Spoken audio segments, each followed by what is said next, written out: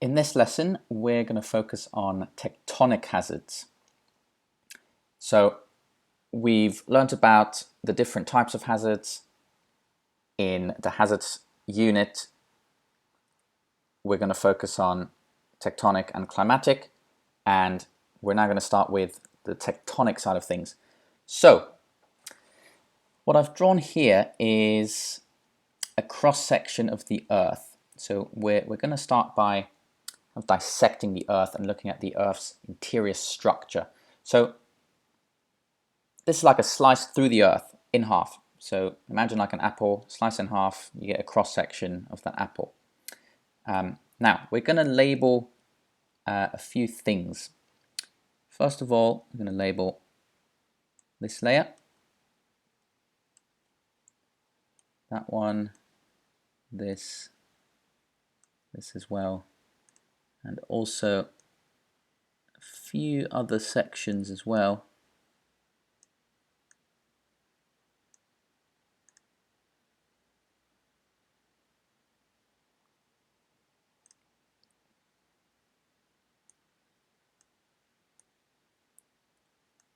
Okay, so let's start from the outside and work our way in. So the outermost layer here is the crust. The crust is solid and it's the thinnest layer out of all of them. So the crust is where all life on Earth is found. We live on the crust. The crust makes up our, continents, our land, and also the ocean floor as well. So the crust is really important. Now underneath the crust, you've got the thickest layer, which is called the mantle. And the mantle is kind of like molten rock. It's kind of like a semi-liquidy kind of state. It's called plastic. The next layer is the outer core, followed by the inner core. Now, the outer core is semi-liquid, the inner core is actually completely solid. Now, we're going to summarize the state and some other properties a bit later on, so don't worry at this stage. This is just so you get a rough idea of all the different layers of the Earth as a cross-section. Now, there's also these two over here. Now, the mantle, because it's so big, it can actually be split into a few kind of subsections. Now, the first one actually includes the crust as well. So that is the crust plus the upper mantle. It's called the lithosphere. So that is the crust plus the upper mantle. So upper section of the mantle. Underneath the lithosphere, you've got another section of the mantle called the asthenosphere. Now, we're also going to draw in some very important currents within the mantle as well.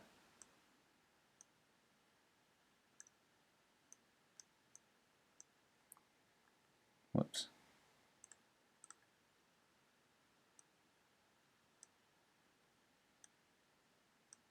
So these are called convection currents, and they're found within the mantle. They're very important. So what is convection? Think of a hot air balloon. What makes a hot air balloon rise? Well, it's the hot air. Hot air rises. Hot things in general rise. So convection currents in the mantle operate in the same way. Over here, the magma in the mantle is hotter than up here. This is due to it being heated by radioactive decay from the core. So it's hotter. So what happens is, because it's hotter, it's less dense and it therefore rises. So it rises up here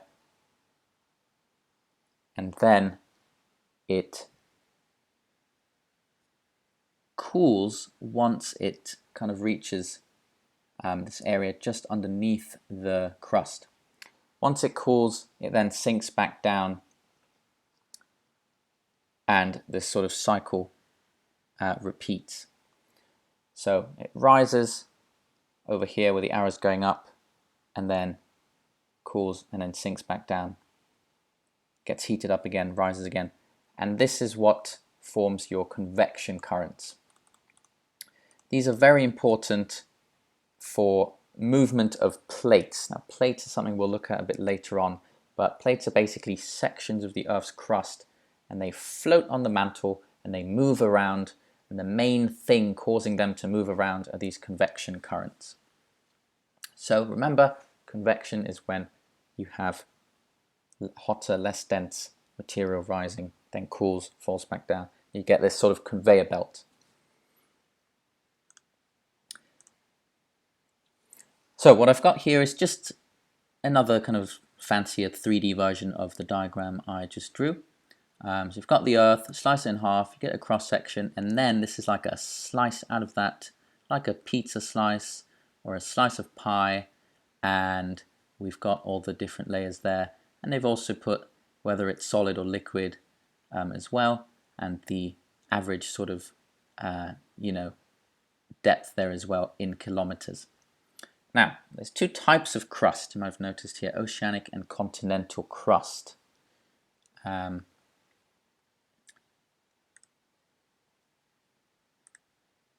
going to look at these two in more detail in a second, but they're basically two types of crust,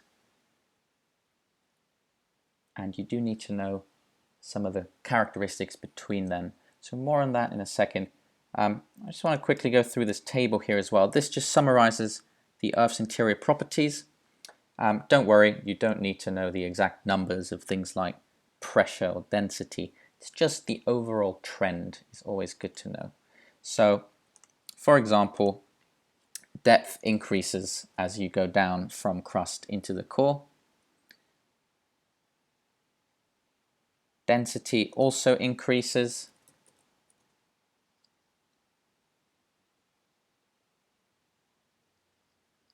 Temperature, of course, also increases. Pressure also increases as well. Fraction of the Earth, yeah, so the crust, as I said earlier, is the thinnest layer. It's really thin compared to the mantle. Mantle's the thickest, core is about 30%.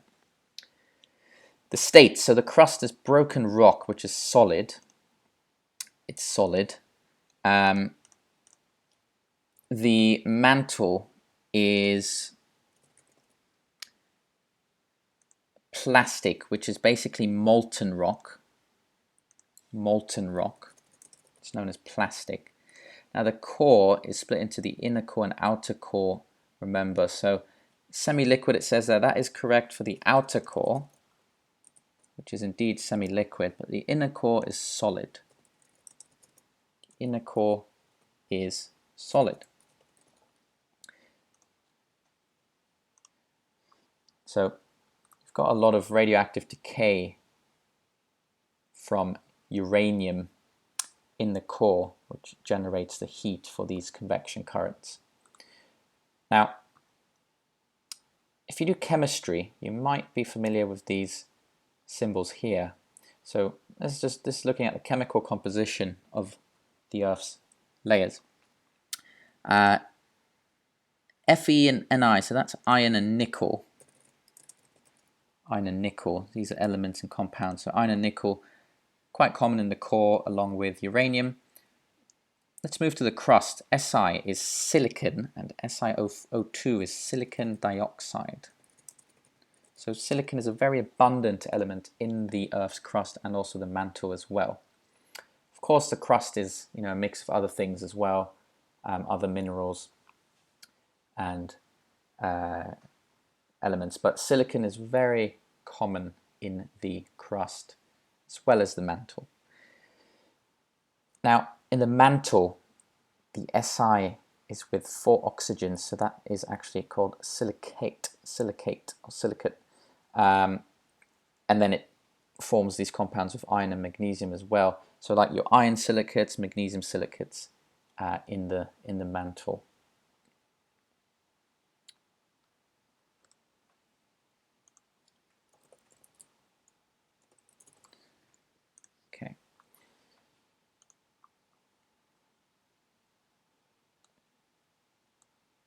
So I mentioned there were two types of crust, oceanic and continental.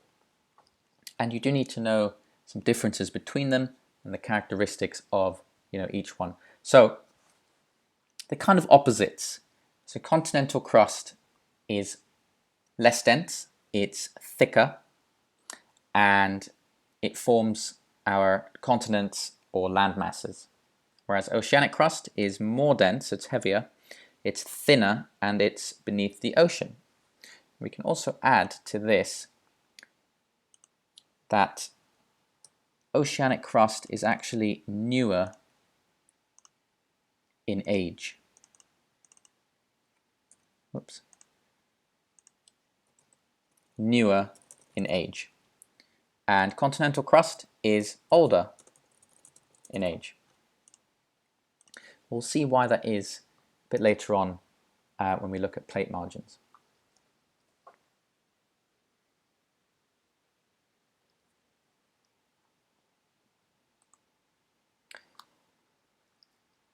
This here is a global plate map and plate margin map. So there's quite a lot going on here. So let's break this down. We've got all the different plates, they're named, like Eurasian plate, North American plate, South American plate, and so on. We've got these black arrows. Now these arrows show the direction of plate movement. And we've also got a key here which shows the different plate margins. Now, we're going to go through each plate margin later on, so don't worry about that too much for now. We need to define what a tectonic plate actually is, because people sometimes get a bit confused between plates and crust, and then the oceanic and the continental. So let's add a definition of what a plate is. So a tectonic plate is defined as a section of the Earth's crust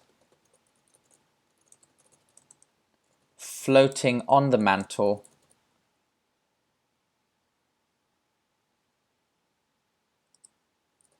which moves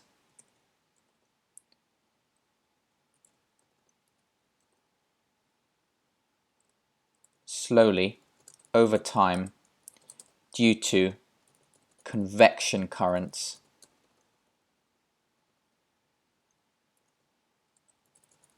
in the mantle.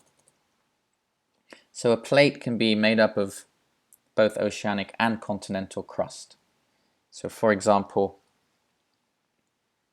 if we look at the South American plate, half of it is obviously the continent of South America, that's continental crust, and then the other half is covered by the Atlantic Ocean, that would be oceanic crust.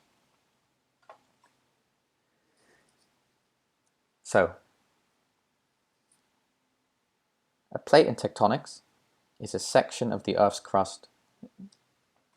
Plates float on the mantle, they move around, obviously very slowly. It takes a long time for plates to move. It happens very, very slowly, a couple millimeters or centimeters each year. And convection currents in the mantle, these here, these allow plates to move.